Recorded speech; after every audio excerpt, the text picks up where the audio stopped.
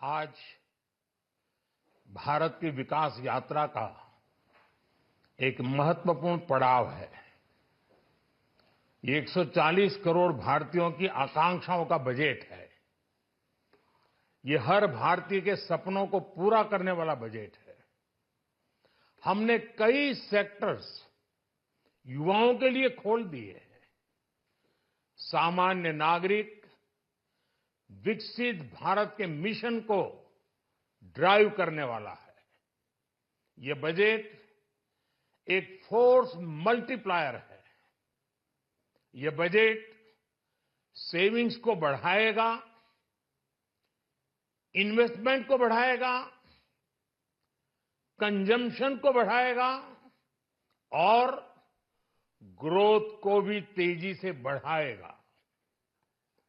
मैं वित्त मंत्री निर्मला सीतारमण जी और उनकी पूरी टीम को इस जनता जनार्दन का बजट, पीपल्स का बजट, इसके लिए बहुत बहुत बधाई देता हूं। साथियों, आमतौर पर बजट का फोकस इस बात पर रहता है कि सरकार का खजाना कैसे भरेगा, लेकिन ये बजट उससे बिल्कुल उल्टा है।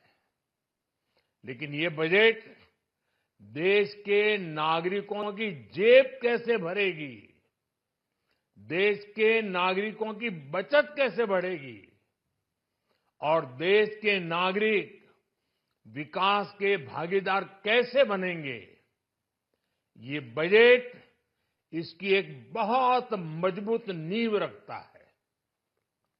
साथियों, इस बजट में रिफॉर्म की दिशा में महत्वपूर्ण कदम उठाए गए हैं। न्यूक्लियर एनर्जी में प्राइवेट सेक्टर को बढ़ावा देने का निर्णय बहुत ही ऐतिहासिक है। ये आने वाले समय में सिविल न्यूक्लियर एनर्जी का बड़ा योगदान देश के विकास में सुनिश्चित करेगा। बजट में रोजगार के सभी क्षेत्रों को हर प्रकार से प्राथमिकता दी गई है। लेकिन मैं दो चीजों पर ध्यान आकर्षित करना चाहूंगा। उन रिफॉर्म्स की मैं चर्चा करना चाहूंगा जो आने वाले समय में बहुत बड़ा परिवर्तन लाने वाले हैं। एक, इंफ्रास्ट्रक्चर स्टेटस देने के कारण भारत में बड़े शिप्स के निर्माण को बढ़ावा मिलेगा। आत्मनिर्भर भारत अभियान को गति मिलेगी और हम सब जानते हैं कि शिप बिल्डिंग ये सर्वाधिक रोजगार देने वाला क्षेत्र है।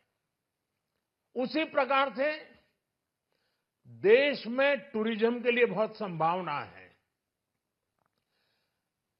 महत्वपूर्ण 50 टूरिस्ट डेस्टिनेशन, वहां पर जो होटल्स बनाएंगे, उस होटल को पहली बार इंफ्रास्ट्रक्चर के दायरे में लाकर टूरिज्म पर बहुत बल दिया है। इससे हॉस्पिटैलिटी सेक्टर को, जो रोजगार का बहुत बड़ा क्षेत्र है, और टूरिज्म जो रोजगार का सबसे बड़ा क्षेत्र है, एक प्रकार से चारों तरफ रोजगार के अवसर पैदा करने वाला एक क्षेत्र को ऊर्जा देने वाला काम करेगा।